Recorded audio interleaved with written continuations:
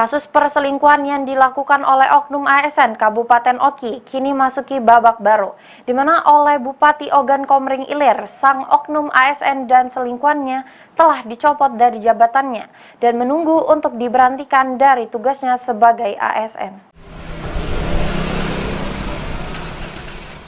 Kasus selingkuh oknum ASN dan Honor Oki yang viral di media sosial mendapatkan tanggapan dari Bupati Oki, di mana kedua oknum tersebut telah dicopot dari jabatannya.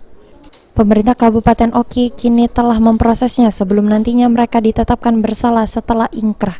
Akan diberhentikan atau tidak, karena kedua oknum tersebut akan dilihat dari hasil keputusan ingkrah kasus.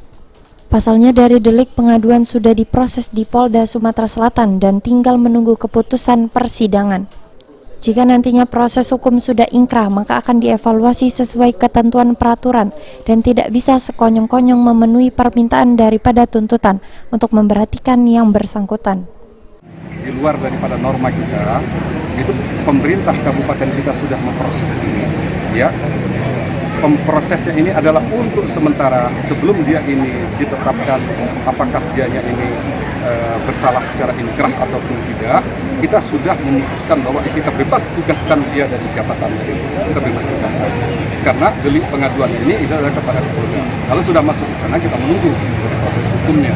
Kalau proses hukumnya sudah inkrah ini kan ya kita akan mengevaluasi sesuai dengan itu dan tidak bisa kita sekonyong-konyong kita memenuhi permintaan daripada tuntutan. Berhentikan ya, kita di sini kan ada tata cara dan aturan, ya kan, pasal berapa diberhentikannya, ini berapa, akibat apa. Karena di sini kan adalah yang kita lihat, kalian tahu sendiri bahwa perbuatan ini di luar daripada sebelum dia melakukan daripada pernikahan. Untuk mengambil keputusan, Pemkab Oki akan sesuai aturan dan perundang-undangan yang berlaku dengan tata cara dan aturan yang diberlakukan. Ahmad Romawi, PAL TV.